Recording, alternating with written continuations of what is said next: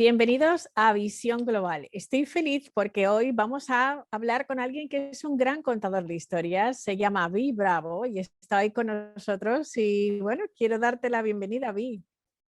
Gracias, gracias. Bueno, pues la primera pregunta es que nos cuentes tu trayectoria, de dónde vienes y así un poco para ponernos en posición, ¿no?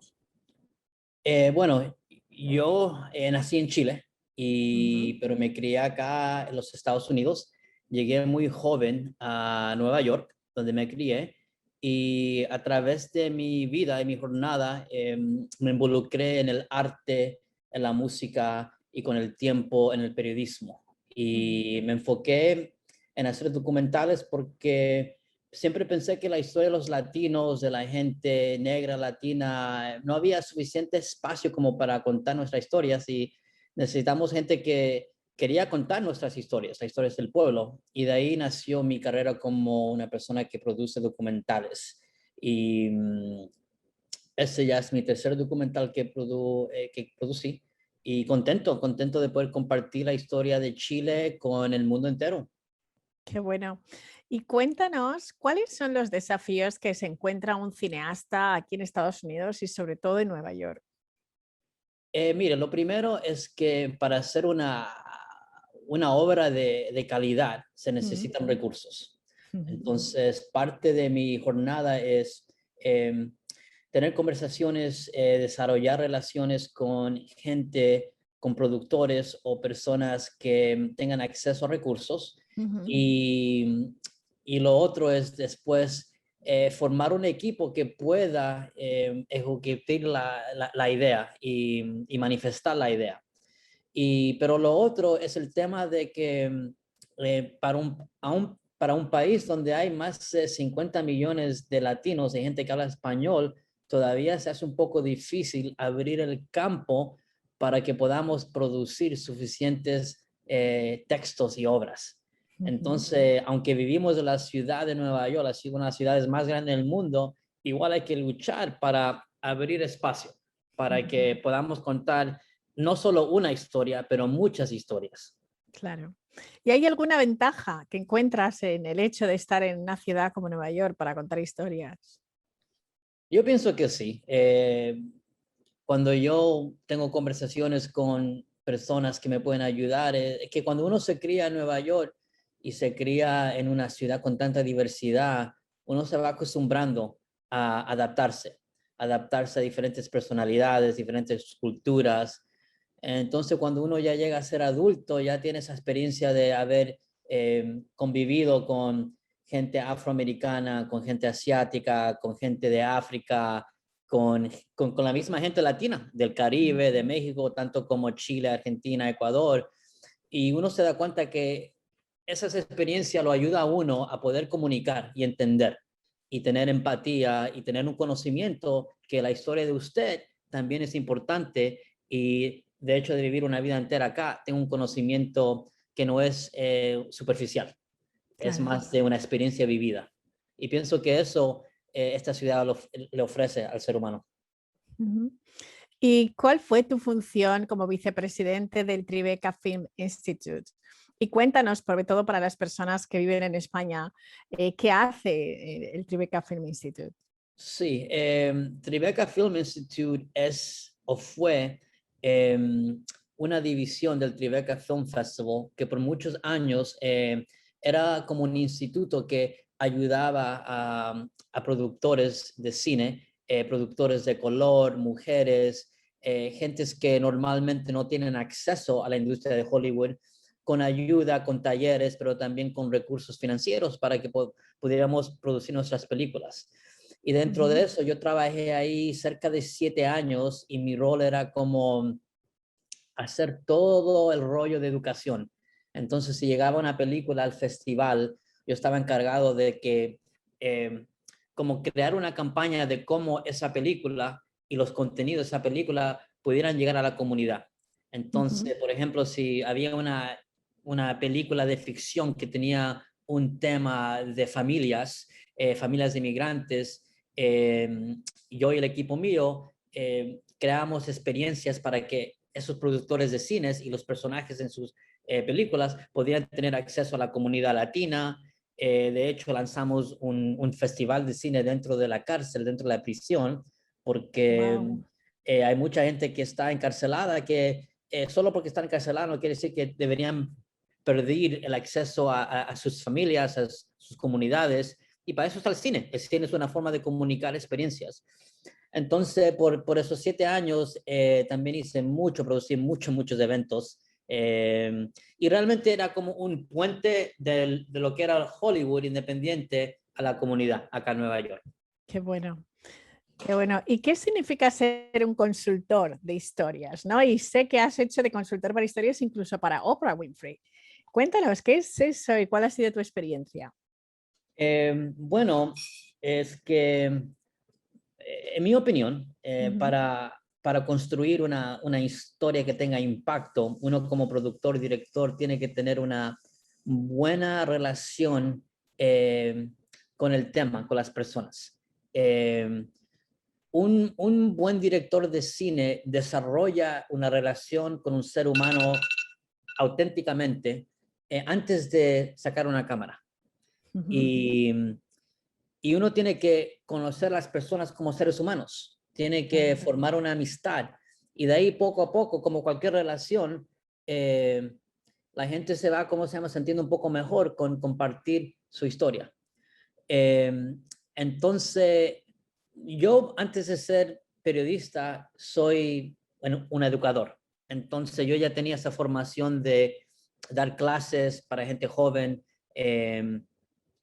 Y lo interesante que cuando yo trabajaba en Tribeca Film Institute, había desarrollado ese programa para gente que estaba en cárcel. Y, y nunca me voy a olvidar que Oprah Winfrey, ella había producido una serie que se llamaba, parece, Return, The Return. Y se trataba de hombres y mujeres que habían estado encarcelados por mucho tiempo y la experiencia de regresar a sus familias y a sus comunidades. Y ella me invitó a participar en un evento donde ella me entrevistó a mí y a varios de mis estudiantes que habían estado presos por décadas, que yo los ayudé a poder, no digamos salir, pero a formarse como artistas dentro de la prisión. Porque en la cárcel está llena de gente que tiene talento, un talento a lo mejor perdido por las decisiones que tomaron. Y el cine ayudaba a estas personas como encontrarse, desarrollar una relación con sí mismo, con sus familias. Y parece que a la señora Winfrey le encantó la idea y me invitó a ser parte de este programa, de una exhibición, y la llegué a conocer y ella como que me dio el empuje y me dijo, mira Virgilio, tú tienes algo acá especial, deberías seguir con tu talento, y como que me estaba inspirando para que yo me realizara como productor independiente. Qué bueno, qué bueno. Y ahora estás a punto de lanzar un nuevo proyecto, un nuevo documental que se llama Primera. Cuéntanos acerca de esto. Sí, cómo no. Octubre 18, 2019, yo viviendo mi vida acá en la ciudad de Nueva York, prendo mi teléfono y veo que en mi país natal estaba en la primera página, en la portada del New York Times, que los estudiantes de Chile se habían tomado el metro y que había una protesta sobre 30 pesos, había subido el precio del metro. Y dentro de 2 días se habían convertido en unas protestas a nivel nacional, donde el pueblo chileno salió a apoyar a los estudiantes porque ya el pueblo chileno estaba cansado de las mentiras de los políticos, de que con el tiempo va a llegar la mejor vida, va a llegar el alcance a la media clase, mejor educación, y lamentablemente esas cosas a Chile no han llegado aún. Entonces se formó como una explosión, un estallido social, y dentro de las primeras semanas había mucha violencia militar contra la gente joven, contra las mujeres. Y ahí yo como periodista, como una persona exiliada de Chile, tomé la decisión de que no podía quedarme callado y que tenía que hacer algo. Yo soy periodista acá, trabajo en la comunidad. ¿Cómo no iba a prestar esas experiencias a mi propio pueblo? Entonces llamé a unos compas que también trabajan en cine, Nos conseguimos un dinero para viajar y llegamos allá a grabar toda la injusticia que estaba sucediendo en noviembre de 2019 y llegué acá en diciembre, a fin de año, a principio de 2020, y empecé a ver el material y me di cuenta que tenía una película, que había una tremenda historia. Y de ahí me dediqué a desarrollar los personajes y la película en sí se trata de tres personas común y corriente, una persona que trabaja cocinando pasteles, una cantora y una abogada y un papá que toman esa decisión de querer ayudar al pueblo.